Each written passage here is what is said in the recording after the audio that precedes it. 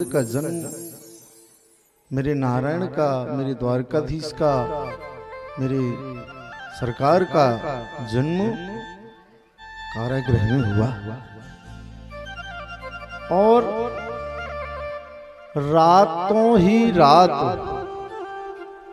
रात्रिकालीन वेला में वो किस प्रकार से गोकुल में नंद बाबा के यहाँ पहुंचा दीजिए गई। तो प्रातःकालीन वेला जब होती है, अब पहुंचते हैं अपन कहा, गोकुल में। गोकुल के जो राजा हैं वो कौन है? नंद बाबा। नंद बाबा हो गए 75 वर्ष के। लगभग कितने वर्ष की उम्र हो गई? 75 वर्ष की। लेकिन संतान, लाला या लाली नहीं था, संतान नहीं थी। नंद बाबा ने गर्गाचार्य जी से कहा कि हे गुरु बाबा, कोई ऐसा यज्ञ अनुष्ठान वगैरह करो जिससे लाला की उत्पत्ति, लाली की संतान की प्राप्ति हो। गुरु बाबा ने कहा, समय आने से सब कुछ होता है बाबा, कर्म और भाग्य की गति को कोई नहीं बदल सकता। समय और कर्म और भाग्य ये बड़े प्रबल होते हैं। भाग्य में जब कोई चीज होती है तो वो योग बन जाते हैं, वो संयोग बन जाते हैं, वो वस्तु प्राप्त हो जाती है।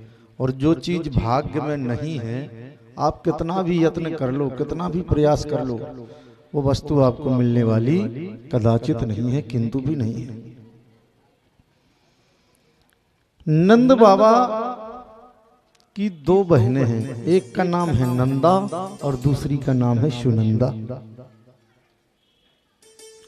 जैसे ही नंद बाबा की बहनों को पता चला कि हमारी भाभी यशोदा जी गर्भ समय से हैं, गर्भकाल से हैं, तो 6 महीने पहले वो दोनों आ गई। 6 महीने पहले आ गई और भाभी की बड़ी देखभाल और सेवा खुशामद करने लगी। क्यों करने लगी? क्या कारण है?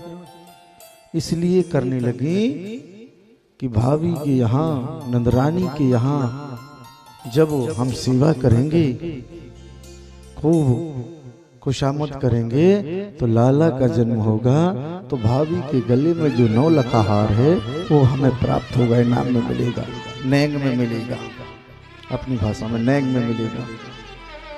आकर के दोनों बहनें खूब सेवा करने लगी अपनी भाभी जी की। समय काल चल रहा था।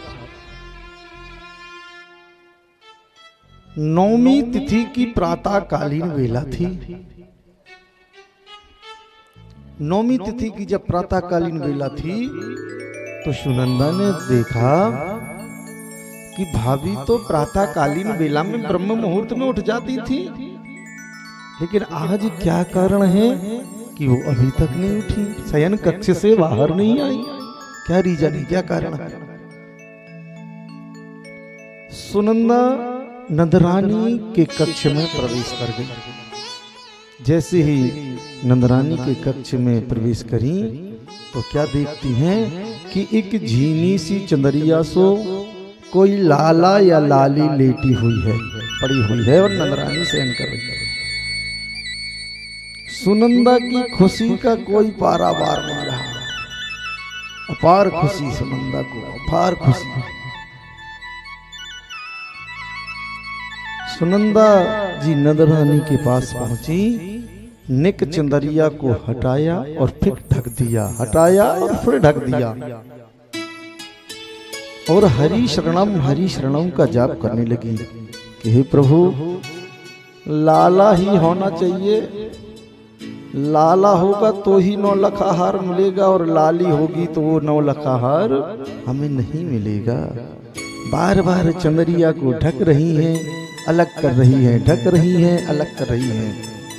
और जैसे ही प्रभु का सुमरण करके निक चंदरिया को अलग किया लाला के दर्शन हो गए। सुनंदा दौड़ दौड़ कर थाली बजाने लगी और बाहर महलों की ओर भाग भाग कर आने लगी। भाई जी बधाई हो भाई जी। नंद बाबा ने कहा, अरे बहना कहा बात की बधाई दे रही हो।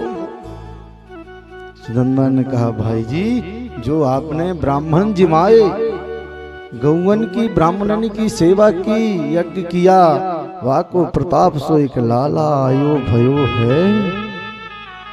जैसे ही नंद बाबा ने सुना कि लाला का जन्म हो चुका है, नंद बाबा की खुशी का पारावार नहीं रहा।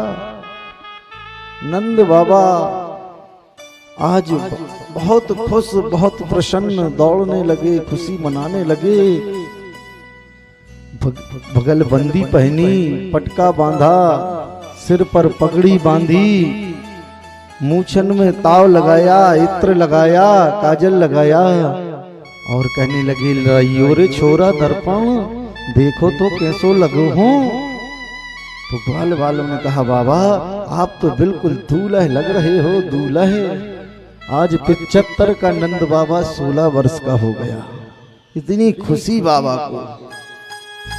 और जैसे ही ये खबर फैलने लगी कि नंदरानी के यहाँ लाला का जन्म हुआ है, सभी लोग दौड़ दौड़ कर आने लगे।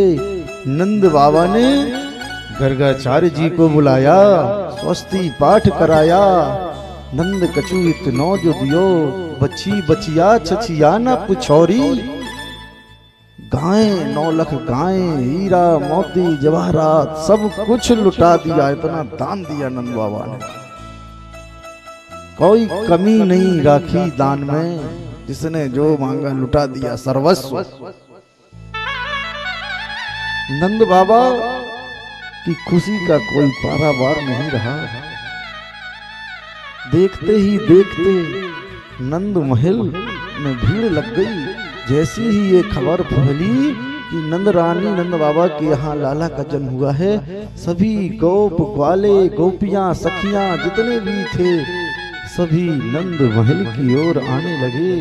गोपों ने भी सुंदर श्रृंगार किया, ग्वालों ने भी सुंदर श्रृंगार किया, गोपियों ने भी सुंदर श्रृंगार किया। 84 गज के लहंगे पहने, फरिया ओढ़ी, दुपट्टा ओढ़ा और संपूर्ण 16 श्रृंगार करके नंद महल के लिए आने लगी। जो गोपी 16 वर्ष की है उसने भी 16 श्रृंगार किया, और जो मैया 80 वर्ष की है उसने भी 16 श्रृंगार किया। और दौड़ दौड़ करके कहाँ आने लगी? नंद महल की ओर आने लगी। देखते ही देखते नंद महल में भीड़ एकत्रित हो गई, खूब भीड़ जुड़ गई और सभी एक दूसरे को बधाई दे रहे हैं, बधाई दे रहे हैं। बड़े बड़े माखन के गोले बनाए गए, एक दूसरे के मुख में माखन लगा रहे हैं, अपनी खुशी प्रकट कर रहे हैं, अपना आनंद। परमानंद के घर नंद घर आनंद भयो, नंद के घर कृष्ण नहीं आनंद भयो। तो आनंद कोई ऐसे थोड़ी मिलता है। आज हम ये कथा सुन रहे हैं, कह रहे हैं, इस आनंद की अनुभूति का कोई मूल्य नहीं है। 2 करोड़ रुपया खर्च कर लो तो वो आनंद नहीं मिलेगा। आनंद कब मिलता है? जब जगदम्बा मैया नैना देवी की कृपा होती है तो ये आनंद बरस रहा है। तो आनंद का जन्म हुआ, गोप ग्वाले सभी एकत्रित होकर के आ गए और एक दूसरे को बधाई देने लगे।